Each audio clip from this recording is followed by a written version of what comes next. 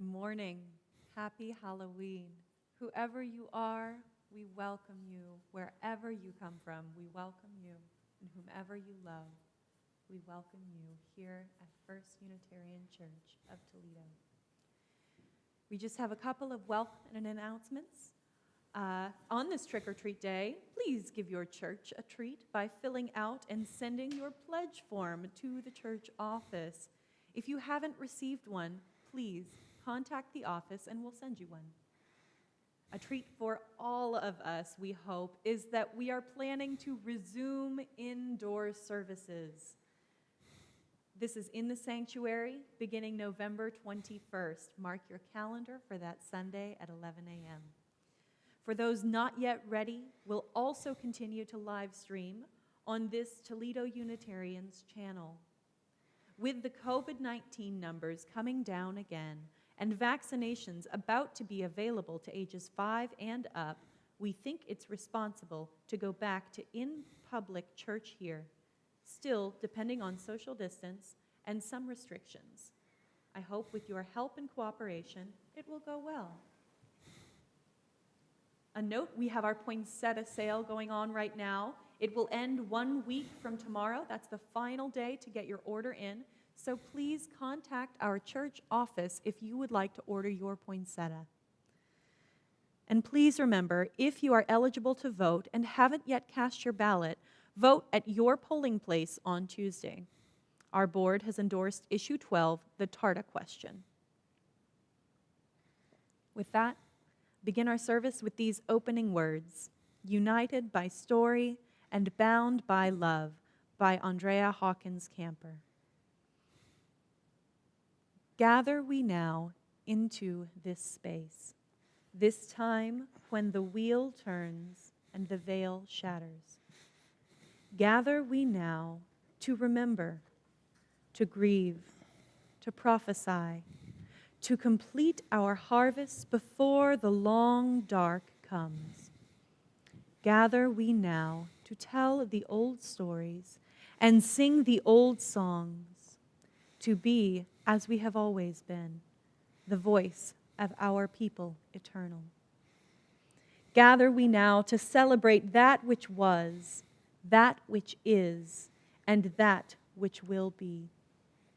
Gather we now, as we have always done, united by story and bound by love.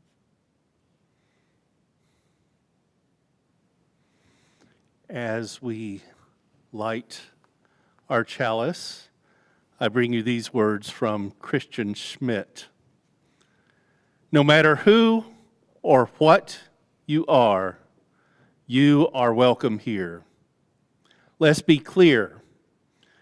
Here we welcome goblins and ghouls, saints and sinners, angels and devils, zombies and werewolves, vampires and witches.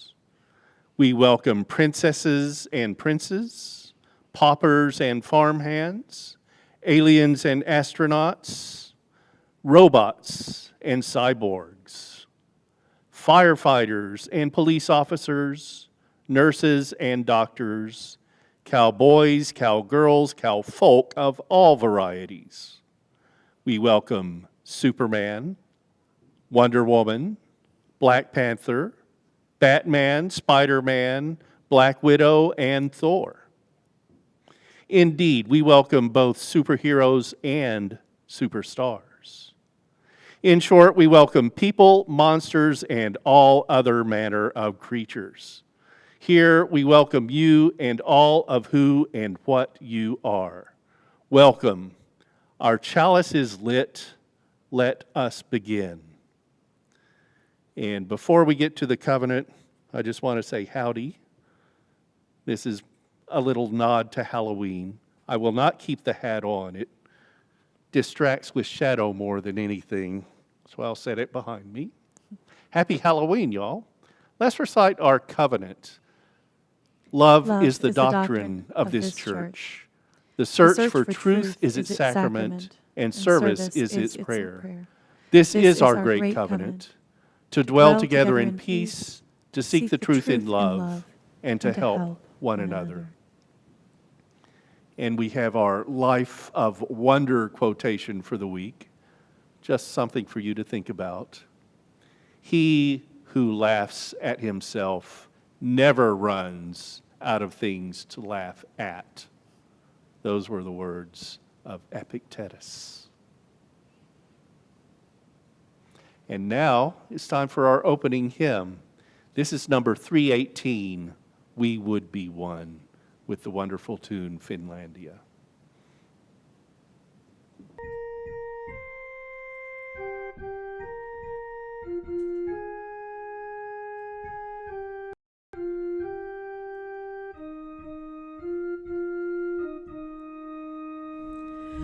We would be one as now we join in singing our hymn of love to pledge ourselves anew to that high cause of greater understanding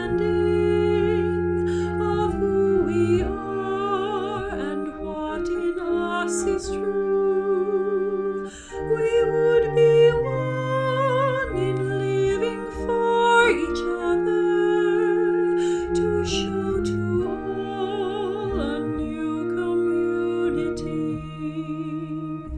We would be one in building for tomorrow a nobler world than we have known today. We would be one in searching for that meaning which binds our hearts and points us on our way. As one we pledge ourselves to greater service, with love and justice strive to make us free.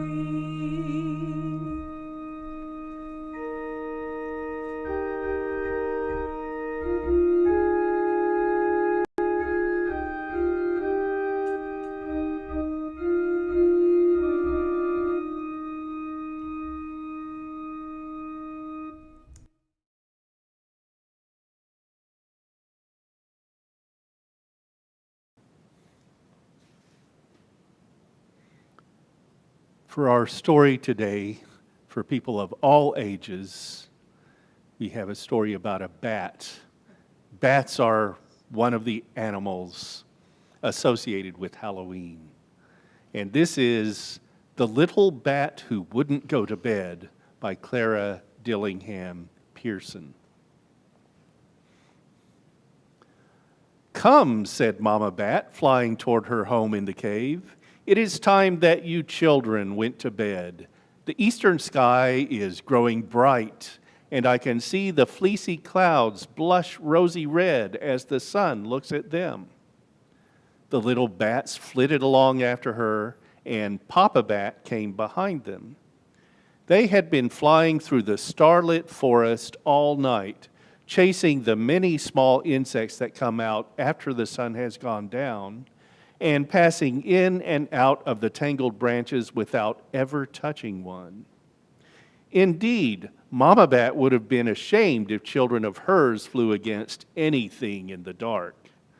There might be some excuse for such a mistake in the daytime, for bats' eyes do not see well then. But in the nighttime, she would have scolded them well, and they would have deserved it. For bats have the most wonderful way of feeling things before they touch them, and there are no other people in the forest who can do that. There are no other people who can tell by the feeling of the air when something is near, and the bats made much fun of their friend the screech owl once when he flew against a tree and fell to the ground. And now the night was over, and their mother had called them to go home. One of the little bats hung back with a very cross look on his face, and twice his father had to tell him to fly faster. He was thinking how he would like to see the forest in the daytime. He had never seen the sunrise, and he wanted to do that. He had never seen any of the day birds or the animals that awaken in the morning. He thought it was pretty mean to make poor little bats go off to bed the minute the stars began to fade. He didn't believe what his father and mother said, that he wouldn't have a good time if he did stay up. He had coaxed and coaxed and teased, but it hadn't made a bit of difference. Every morning, he had to go fold his wings and go to sleep in a dark crack in the rock of the cave, hanging head downward, close to the rest of the family. Their father said that there never was a better place to sleep than in the same crack, and it certainly was easy to catch on with the hooks at the lower ends of their wings when they hung themselves up for the day. But now he just wouldn't go to bed, so there. "It is your turn next," said Mama Bat to him when the rest of the children had hung themselves up. "I'm not going to bed," the little bat answered. "Not going to bed," said his father. "Are you crazy?" "No," said the little bat, "I'm not." "I don't believe the child is well," said Mama Bat. "He never acted like this before. I'm afraid he has overeaten." And she looked very anxious.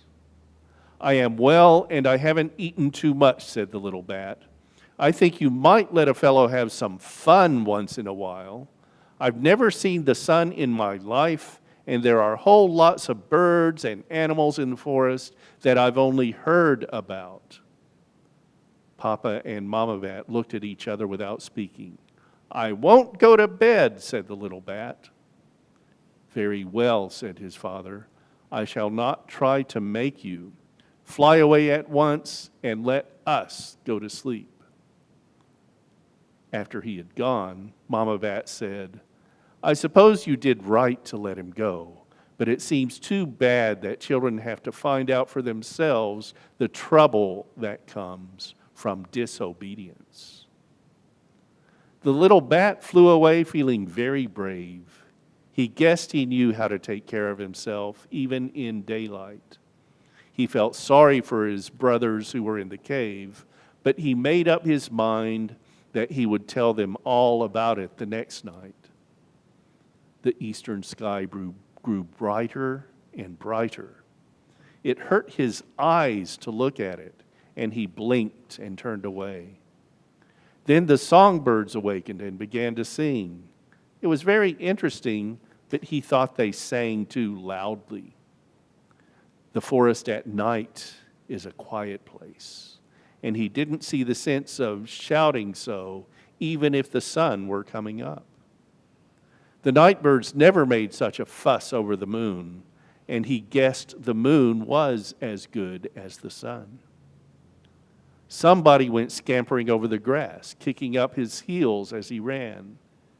"That must be a rabbit," thought the little bat.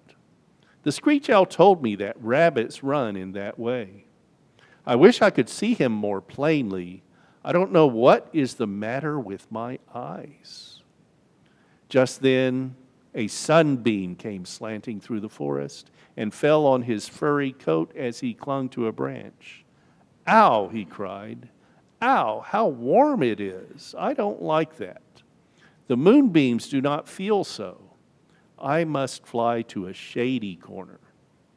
He started to fly. Just what was the matter he never knew. It may have been because he couldn't see well. It may have been because he was getting very tired. Or it may have been because the strangeness of it all was beginning to frighten him. But at all events, he went down, down, down until he found himself pitching and tumbling around in the grass. A crow had seen him fall and cried loudly, "Come, come, come," to his friends. The rabbits, who were feeding nearby, came scampering along, making great leaps in their haste to see what was the matter.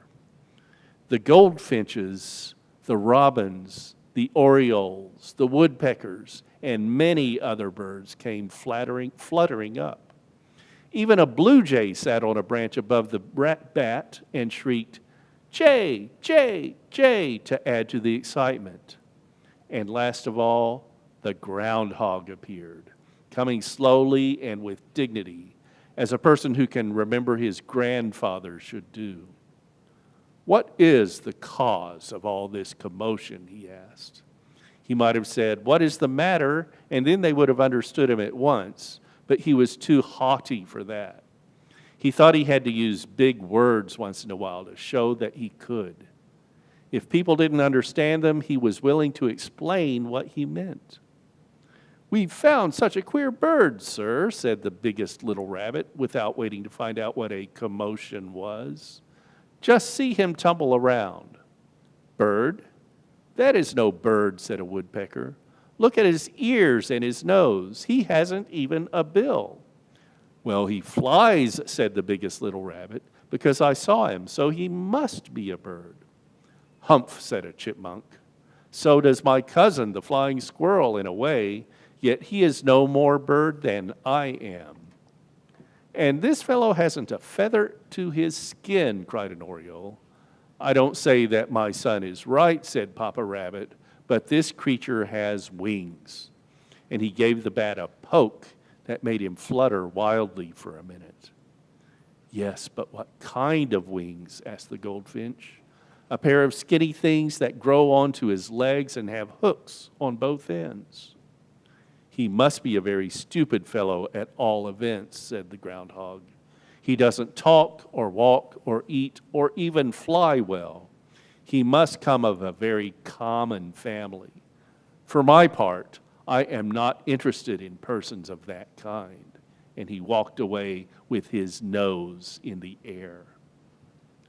Now, the other forest people would have liked to watch the bat longer, but after the groundhog had gone off in that way, they thought it would show too much curiosity if they stayed. So one after another went away, and the little bat was left alone. He fluttered around until he reached the branch where the blue jay had been, and there he hung himself up to wait until night. "Oh dear," he said, "I wonder how long a day is.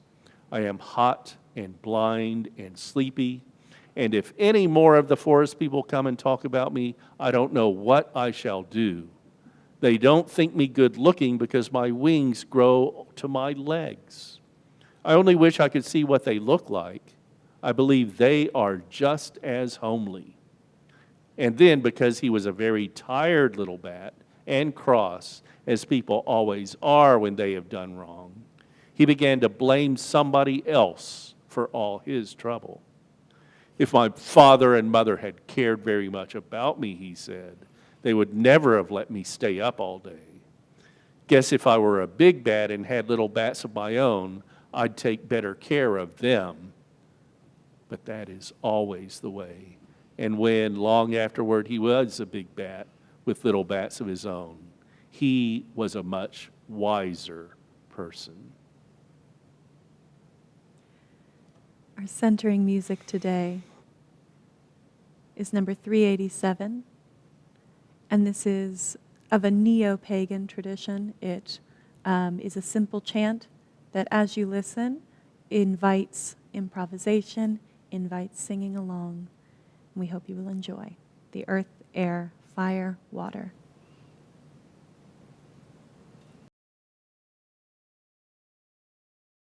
The earth, the air, the fire, the water, return, return, return, return. The earth, the air, the fire, the water, return, return, return, return. Aye, aye, aye, aye, aye, aye, aye, aye. The earth, the air, the fire, the water, return, return, return, return. The earth, the air, the fire, the water, return, return, return, return. Aye, aye, aye, aye, ow, aye, aye, aye, ow. The earth, the air, the fire, the water, return, return, return, return. The earth, the air, the fire, the water, return, return, return, return. Aye, aye, aye, aye, ow, ow, ow, ow. Aye, aye, aye, aye, ow, ow, return, return, return, return. The earth, the air, the fire, the water, return, return, return, return. Aye, aye, aye, aye, oh, oh, oh, oh. Aye, aye, aye, aye, oh, oh, oh, oh. The earth, the air, the fire, the water, return, return, return, return. The earth, the air, the fire, the water, return, return, return, return. Aye, aye, aye, aye, oh, oh, oh, oh. Aye, aye, aye, aye, oh, oh, oh, oh. The earth, the air, the fire, the water, return, return, return, return. The earth, the air, the fire, the water, return, return, return, return. Aye, aye, aye, aye, oh, oh, oh, oh. Aye, aye, aye, aye, oh, oh, oh. The earth, the air, the fire, the water, return, return, return, return.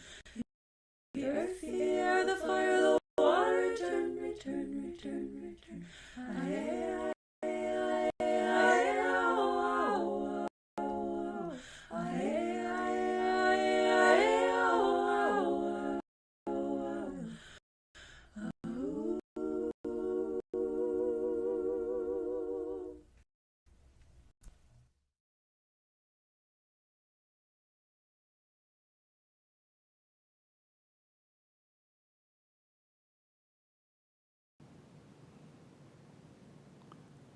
For this time of meditation, contemplation, and prayer, because today is Halloween, I bring parts of a pagan Samhain ritual. As described by its author, Jessica Brock, it celebrates Herne the Hunter, moving into his aspect of guardian of the gates of death and the beginning of the wild hunt. So it is dedicated to the god as Herne the Hunter. And this starts with an English folk song. Hey ho for Halloween, then the witches shall be seen. Some in black and some in green. Hey ho for Halloween. Horse and haddock, horse and go, horse and pilates, ho ho. Bridget, bride, our lady bright, harvest mother, queen of night, horned hunter, Cernunnos, Herne, be with us as the year doth turn. Now is the ending and beginning of the year, as the snake does curl upon itself and make a never-ending circle, so does the year complete the sacred cycle of birth, death, and rebirth. The Lady has given us the last of the harvest and gathered in the bounty of her fertile fields. Now will she sleep until the season calls her back to once more birth the Lord of the sun. Then she will melt the icy crown of the hunter and garland him with love knots as she brings in the spring. But now the veils between the worlds are thinnest, and the Lady walks between them to take her seat, her rest. Snow will blanket her and keep her safe in the arms of the earth while the hunter is abroad. For now is the time of wintry nights and cold moons touched by tattered clouds.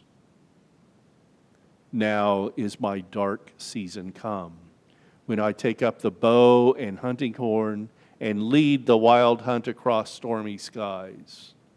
Beware of riding in my train now, for my touch can both inspire and make mad. Only from a Samhain ritual. Oh dear, I've lost my place. Hold on. Only travel to the gates of death. Yes. Only those who travel to the gates of death are assured a safe journey. Others must take their chances if they join my wild ride. But if you would dare, if you have courage, you might learn the language of the animals. You might see the fairy folk and dance around with them. You might listen and learn the secrets of the wind. You might lift the veil of the moon and know the beauty of her smile. You might ride the night on a great stag's back. You might hear music from a castle, dark and dead.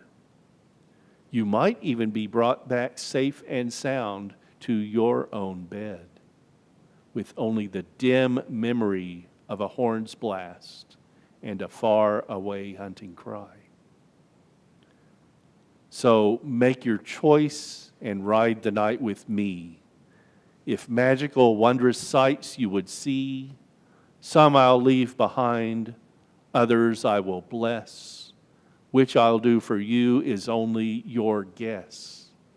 With baying hound and horn the wind hunt flies, Herne the hunter rides the dark midnight skies. Upon my wrist there sits a falcon bold, with bright eyes like amber set into gold. Hail Herne, mighty lord of the forests, dread guardian of the gates of life and death, gentle love of Our Lady. May the stag of Herne give you sustenance while the world lies frozen. And may his antlers protect you and keep the chill of winter from your heart. From this ritual, we move to the reality that, regardless of season, we have joys and sorrows, celebrations and concerns. There is health and illness, prosperity and poverty, birth and death, and so much more that is not so separated or perceived as opposite. We meditate, contemplate, pray for the well-being of others and for ourselves and for the betterment of this world that we know. Let us observe 1 minute of silence.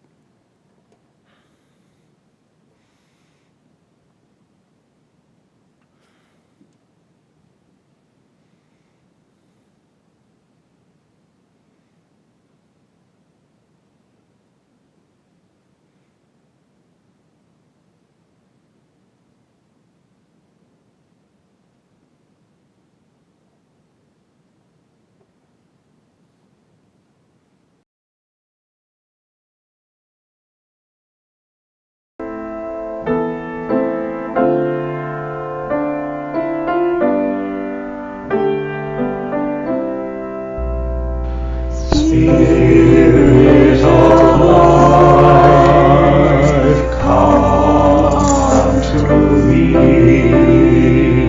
sing in my heart all the strength of compassion. Lo,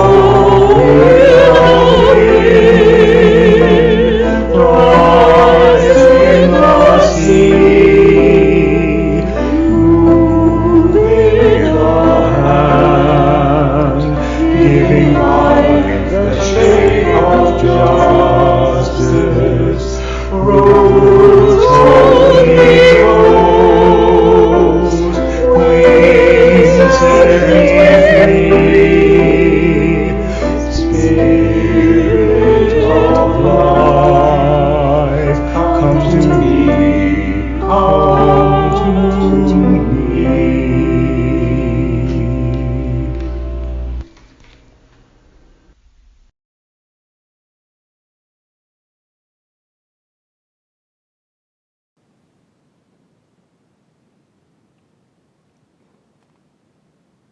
Yes.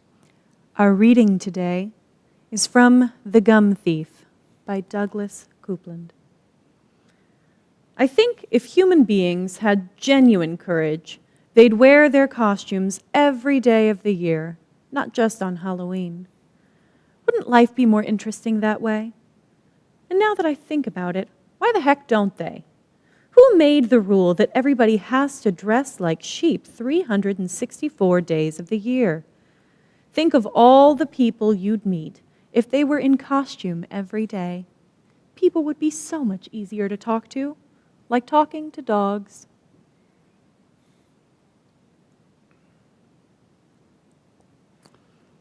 It's Halloween, one of 4 Eves in the year that are celebrated.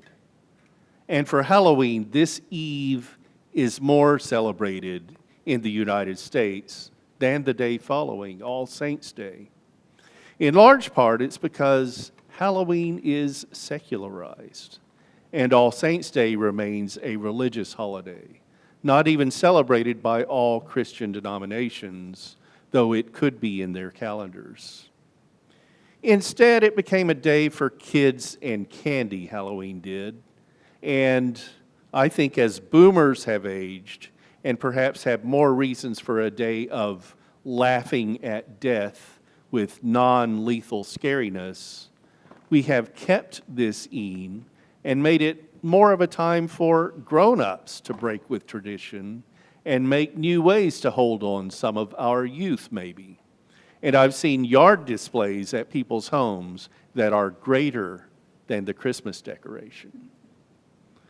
My favorite Halloween piece this year was a sign I saw in a Big Lots store.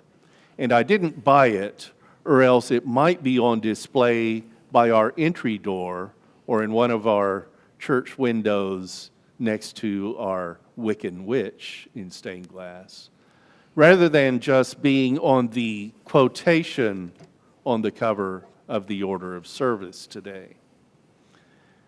The sign says, "Welcome, foolish mortals."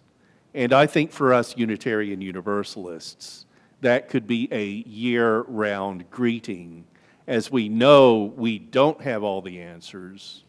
Many of us accept that we will die and don't presume there's an immortal afterlife. Yes, we are foolish, even if we won't admit it. And we try to be as welcoming as we can be. But you're saved from my silliness of having it be a year-round sign, unless I find another one for sale. The other 3 Eves, Christmas Eve and New Year's Eve, of course. And then in the spring, there's Shrove Tuesday, better known as Mardi Gras, the end of Carnival on the day before Ash Wednesday when Lent begins.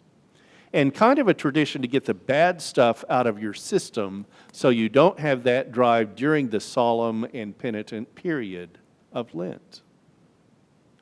Halloween has a longer age than Christianity, as it was already a pagan holiday called Samhain. It's not pronounced like it looks, not Samhain. Thanks to a Facebook meme, I can tell you that that Gaelic word, which means summer's end, is pronounced Samhain in Ireland, Samhain in Wales, Samhain in Scotland, and pumpkin spice in America. Most who use the term around here call it Samhain, I've found. Today's Eid is All Hallows Eve, which means tomorrow is All Hallows Day, or All Saints' Day, or the Day of the Dead. Though now more directed to remembrance of all who have died, in limited Catholicism, it's actually celebrating only the saints, known on their lists, and unknown. They still proclaim people as saints. Our Unitarian Universalist legacy kind of had saints as the people who actually were church members who attended, as I recall. I think that's from our pre-American Unitarian, still Puritan days in New England. So we can have a church full of saints, and you don't have to be dead to have that honor. For All Souls Day, back to the Catholics, is to pray the dead people out of purgatory and into heaven. We Unitarian Universalists might say it's all souls, not just human ones. But then again, many of us reject the concept that there is a soul. So that's another reason why our big day is more the day before All Hallows today, though we'll remember the dead too. I do ask us to remember our dead, for by keeping them with us, they're still here in a way. And I maintain that their memory is the way to keep people on earth. I don't believe in ghosts, and I have no good evidence of past lives or future ones by reincarnation.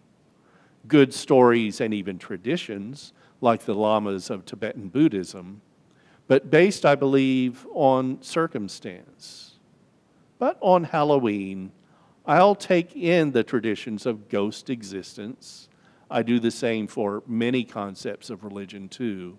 For as a humanist, I recognize that people have different beliefs, and it's better to understand them than dismiss other people's life systems just because they're not my way. I'll give bats a little more attention too, even without the bat to vampire shape-shifting of some horror traditions. And spiders, though since they're exoskeletal beings, I still have a problem with the spider skeleton decorations. The scariest to me, though, are other humans. We all have inherent worth and dignity, but some of us have thoroughly covered those aspects. In the advance word for this service, I said I'd also be talking about the Pentagram, the 5-pointed star that has created a lot of controversy. I could go deep, but instead will only give a little bit of surface information and encourage you to look into it more if you're interested in its extensive history and associations. The pentagram is also called the pentacle, pentalpha, and star polygon, along with a few other terms. In the book Wicca, A Guide for the Solitary Practitioner, Scott Cunningham states that the words pentacle and pentagram are not interchangeable, though they understandably cause some confusion.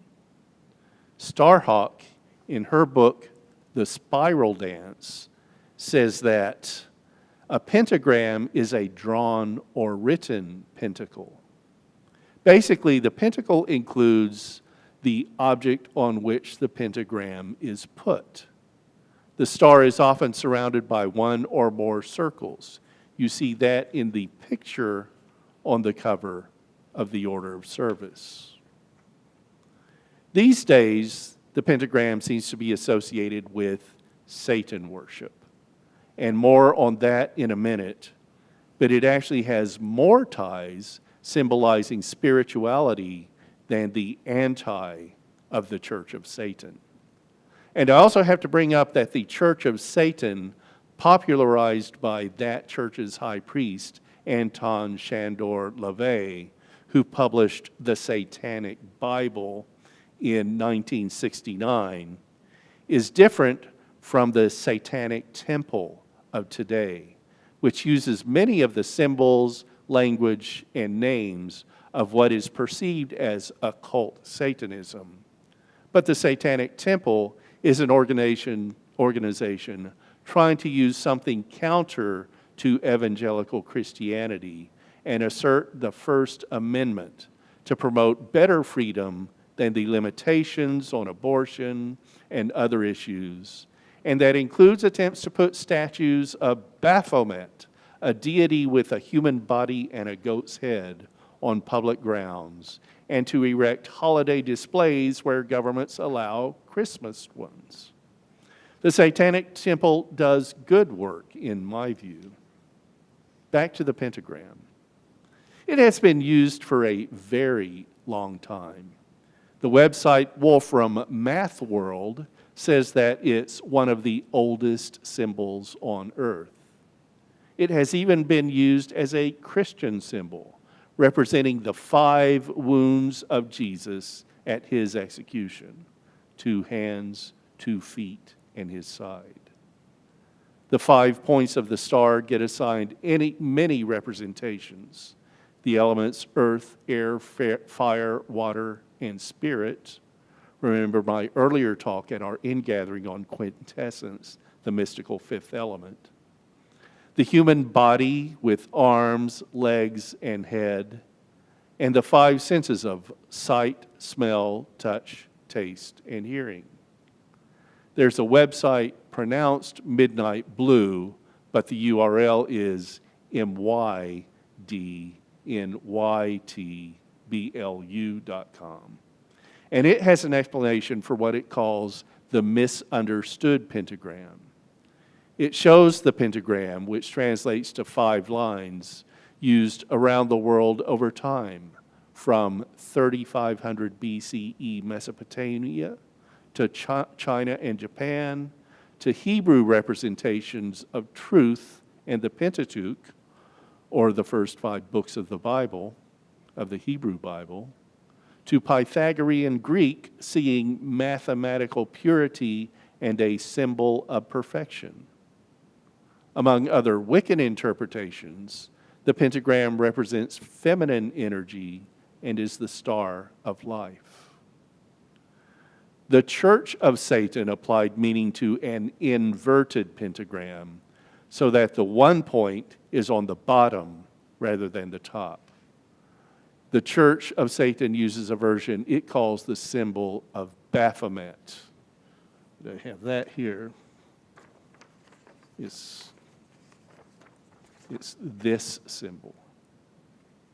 To quote from the Satanic Bible, the symbol of Baphomet was used by the Knights Templar, a Catholic military order during the Crusades, to represent Satan. Through the ages, this symbol has been called by many different names. Among these are the goat of Mendez, the goat of 1,000 young, the black goat, the Judas goat, and perhaps most appropriately, the scapegoat.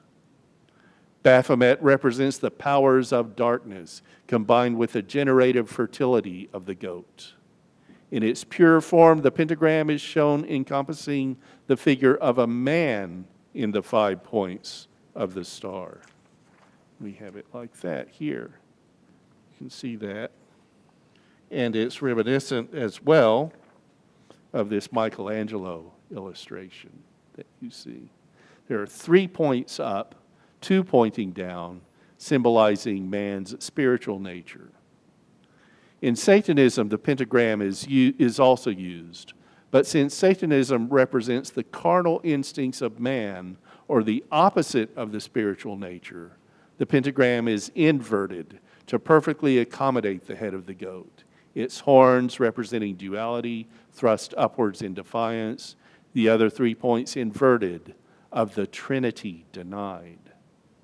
The Hebraic figures around the outer circle of this symbol, which stem from the magical teachings of the Kabbalah, spell out Leviathan, the serpent of watery abyss, and identified with Satan. These figures correspond to the 5 points of the inverted star. That was what Anton Chandler LaVey wrote in the Satanic Bible. It's likely that some of our pagan members of the Toledo Unitarians wear pentagram jewelry and otherwise use that religious symbol, much like others of us revere the chalice. We do rely on symbolism and tools and images to ground our faith, and we can expect them to be misinterpreted in the wider world. So if you see a Wiccan with an inverted pentagram on a necklace, perhaps there's a tangle in the chain, not an intentional upside-down reference to Satanism. Respect the star, and the real ones too. Was anyone able to see the aurora borealis last night, the northern lights? A solar flare from Thursday was supposed to make them visible last night and tonight, I understand. What I saw was only clouds.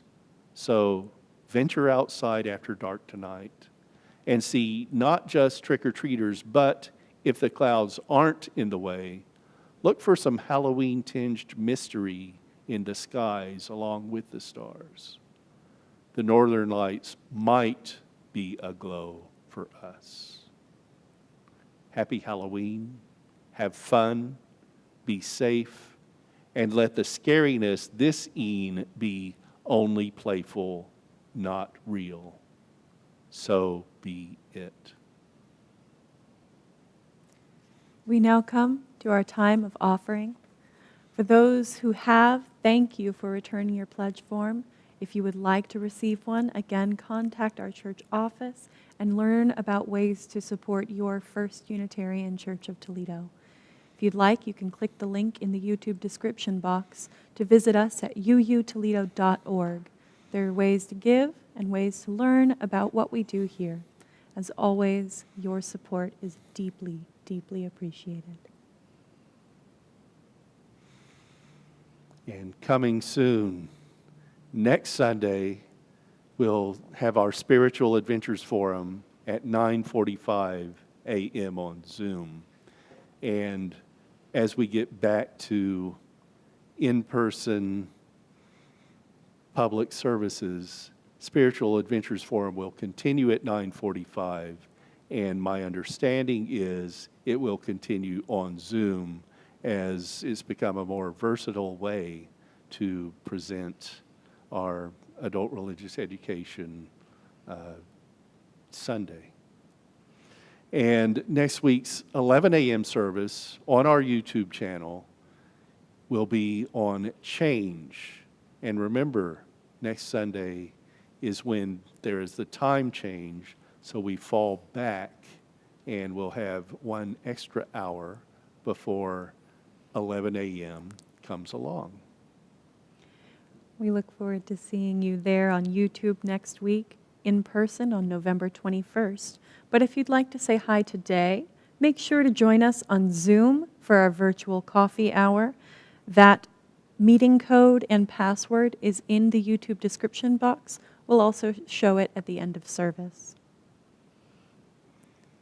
I have these closing words from the Rituals and Seasonal Dance, How to Celebrate the Pagan Year, by Jessica Brock and Veronica McLear.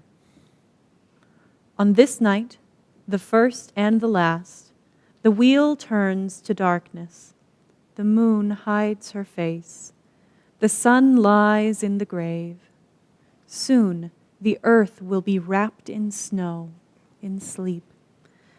My children cry out from pain and from fear. They will learn, as I have learned, that life demands death. The crop must be plowed under for new growth to come. The path of my knowledge is a hard one. Mark my steps and follow as the wheel spins on. Merry do we meet and merry part. Peace in our souls, joy in our hearts. Circle is broken, feasting can begin. Merry do we part to meet again. We send the flame today to help light the way for children to trick or treat in the dark, and for those of us fortunate to be in homes to have a warm hearth amid the Halloween chills.